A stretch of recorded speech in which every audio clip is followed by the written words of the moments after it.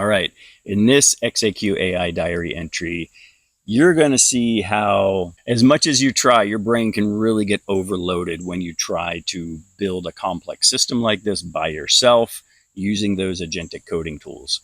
Now, I have since been able to extract myself from the series of pitfalls that you're going to see happen, but I do want to share them because they happen to everyone, especially as you start to build more and more complex systems. So let's check that out.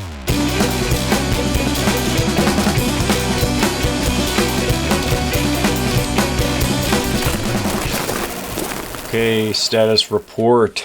This is wrapping up version 4, the version 4 refactor of xaq-ai. Where we're at right now is, I know I skipped a couple of videos, but this is the entire environment. The xaq-ai engine's running in C++ as a cell bath. We can add and remove modules. Everything is modularized. Everything is on a pub sub bus. Everything is self-contained inside of C++.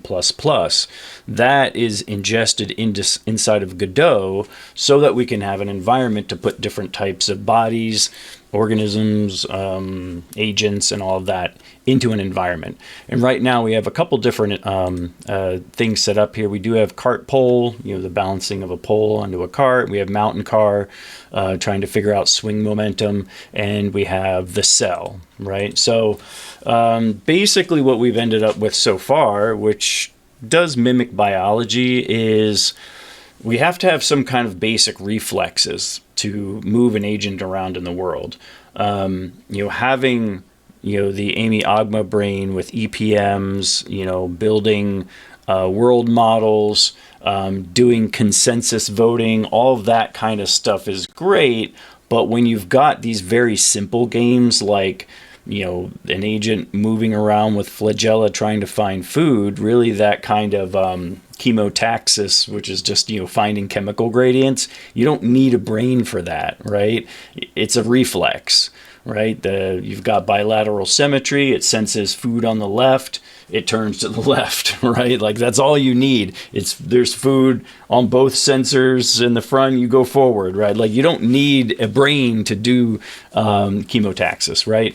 However, we were stacking a brain on top of that, and we had to really figure out a balance between reflexes and a brain that does a little bit more than just randomly walk around and find food. So at least we got something better than the reflex, right? So the reflex by itself can find food at a certain rate, but the brain and the reflex together can find food better than the reflex alone or the brain alone. So I can demonstrate that. That's fairly interesting. We've been through so many experiments right now, but the best thing that we've done, and I'll show you how this works. I'm just going to launch the experiment right now. And what you're seeing is our agent wandering around inside of a room. Those little green dots there are is food. He's walking around in the cell. But what you're seeing up here is actually really important. I added a crossfader to go between a reflex module, which is doing the basic chemotaxis, and the brain.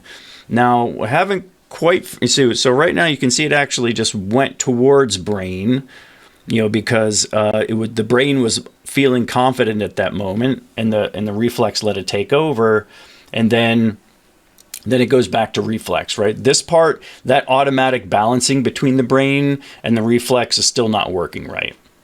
Mostly the reflex takes over because we just don't have the hormones right, the neurotransmitters aren't right, it hasn't quite balanced out this alpha figure. But one thing I can do is actually put it in manual mode. If I push M, I can actually just use the arrow keys and put it at 50%, right? So when it's at 50%, the behavior that we see is it will actually start steering more towards food, right? Because the brain and the reflexes are kind of working together. So you see what's happening right now. It is turning towards food. So what the brain's helping to do is the brain is aware of the chemical gradient, right? The reflexes are not. The reflexes are just working off of their whiskers. So if I push V, we look down, the whiskers are connected to the reflexes, but the scent is connected to the brain. So let's look at the graph. The graph is a lot more complex now. This is actually showing the entire active inference system and the way it works. So we've got our sources on the left-hand side. Actually, I'm going to make this full screen because we can. So we've got our sources on the left-hand side. We've got the IMU, the whiskers, energy centering camera. Those are feeding EPMs for every single one. We've got lateral voters for whiskers left and whiskers right. We actually made a bilateral symmetry for our organism. We have our descending predictor. I've got a lot of cleanup to do with this graph editor. Instead of, these outputs should be coming out of here, not out of the top. Obviously, that's not correct. But what's really happening, this is important. This is the motor fader for left and right. So the motor fader is what we're seeing, right? So we have, okay, so this reflexcent, premotor. Yeah, this is actually part of the brain. Cell reflex. Okay, the cell reflex is what's doing that sort of additive noise wandering reflexive action, right? There's no state machine. It's just that if it's basically working like a spiking neural network. We've either got random spikes which kind of move it forward, turn it left, turn it right. When the whiskers start to have some kind of feeling, so it's sensing something, it'll fire a little bit more on that side and turn it away from the walls and things like that, right? It helps with random babbling. It's basically a noise generator, but it's structured in such a way as it can survive on its own, really, with reflexes, right? But with the motor fader, all of the stuff coming out of the homeostatic drive, all of the brain stuff, which is this, is going through the motor fader, and we can set the mix, right? We can mix more towards the brain. We can mix more towards the reflexes. So right now, so actually this is the camera view and what it's actually seeing with vision. If I put it, it's still in manual mode. If I actually go more towards reflexes, it moves very confidently when it's got reflexes, right? It's just navigating around. It's kind of random. You notice that it doesn't necessarily turn towards, so you just miss the food, right? But one thing that happens is that it doesn't miss the food when we have the brain turned on. It moves slower. It's not quite as certain, but most of the time it doesn't miss the food. It's still wandering. These things are kind of mixed. You notice how it moves. If I move it all the way towards the brain, it's going to be quite slow, right? We haven't really let it have time to be in reflex mode and learn good associations yet. It does help if you let it run longer. Right now it looks like it's turning in circles. We got plenty of work to do on this guy. But in the benchmarks, the reflexes alone get like a 30 score out of every maybe scoring like 1 eat per minute. It scores slightly higher when it's double, right? It was so close, it almost ate that food. But you can see right now it's heading towards it. I don't know. It's not quite there. We know this. So talking about these modules, though, like the most important thing is that we've got all this stuff working. We can start to wire things together. That part of the UI is not working yet. We should be able to like wire inputs to outputs, do all kinds of interesting things that way. We want to be able to build a brain from scratch, right? It's not quite ready for that yet, but that's why I want to move on to version 5, get all of this working so I can build something from scratch. And also, agents could build something from scratch too. Actually, the agent can already build a brain from scratch by editing the JSON, but I want humans to be able to do this too. Make it more like a game, right? How smart can we get this thing to be? Now, the other really cool thing that we've got going on here is the inspector. I'm so happy that we have this now. So this is actually a separate Qt app, and as soon as I launch it, it subscribes to the output stream of the C++ engine, right? So if I click on one of the whiskers, this is what we were looking at in version 3, right? So we've got our widgets now. We can look at the growing neural gas graph. We can see what type of embeddings are being output. So this is a whisker, right? So that means it was most likely coming up against the wall. Let's see if we can look at both things together. Yeah, there we go. See, now the encoder, see, it's building a knowledge graph now based on the whisker inputs. And this is its embedding, right? Now, do you really need 128 dimension embedding for a whisker? No, you can see it's barely putting out anything. But, so it's the intensity. As it gets closer to the body, it's more intense. But that's a real embedding, right? Like you can vote against that. It's meaningful. It is getting fused by the lateral voter. Let's take a look at the lateral voter. Actually, we have whisker left and whisker right, which do not have Hebbian association matrices in them. It's just fusing the left and right side sensors.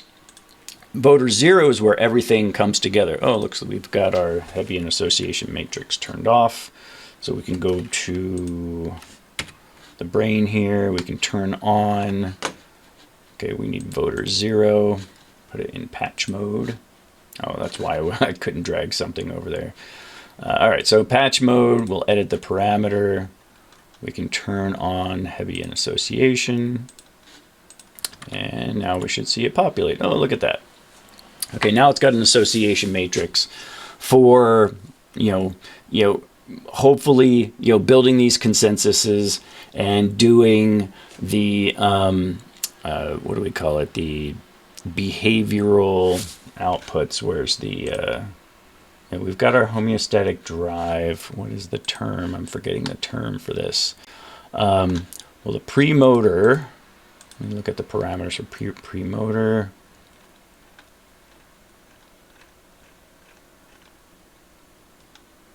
BC.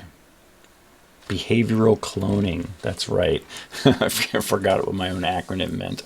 Behavioral cloning. Been looking at the acronyms this whole time. Behavioral cloning is what we're attempting to do to make the brain as smart as the reflexes, basically, right? It can learn these behaviors, replay them, hopefully in the correct context based on the inputs, right? That's the whole idea. I think for this kind of chemotaxis situation, it's not, there's not enough information in this world for it to do anything other than be stuck against a column, right? That's very disappointing. If I take it out of manual mode, hopefully the reflexes will get it out. I don't even know if it will, right? This is basically a bug stuck in a bowl. It's really kind of disappointing. Oh, look, it got itself out. That's nice.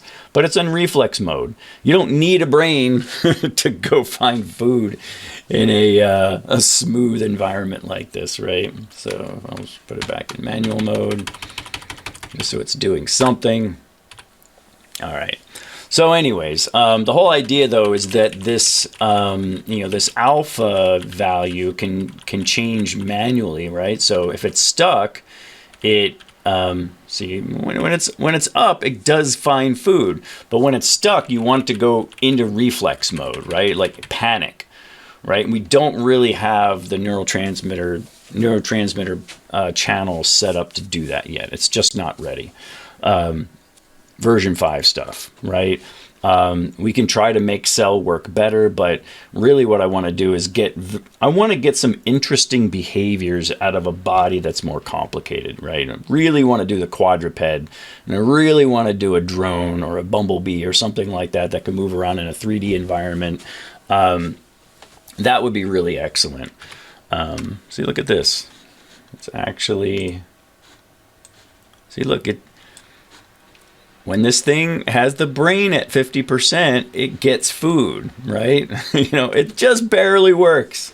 It barely works. But this whole ridiculous amount of complexity is active inference, right? It's just bonkers.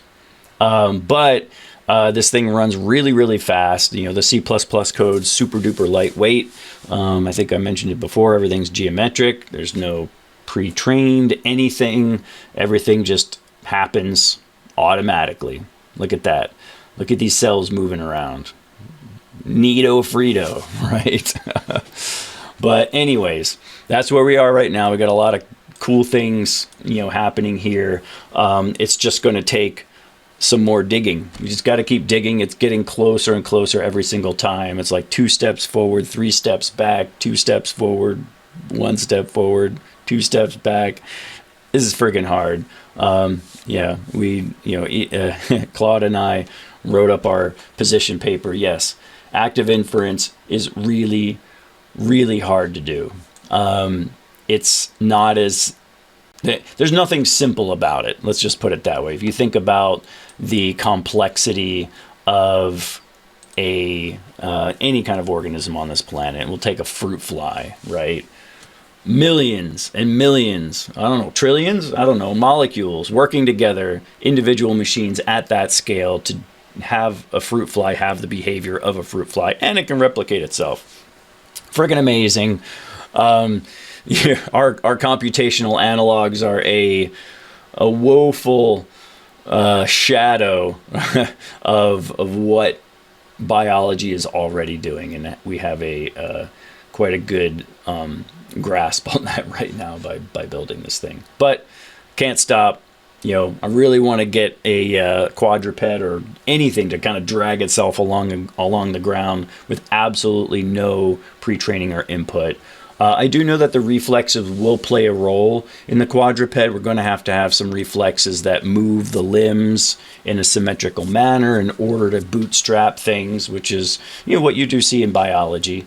There is that bilateral symmetry of organisms and their reflexes, all these things working together, bootstrap a brain so it can sit on top and make better decisions than just the reflexes alone, right? So all these things have to work together. The body is the mind, and the mind is the body.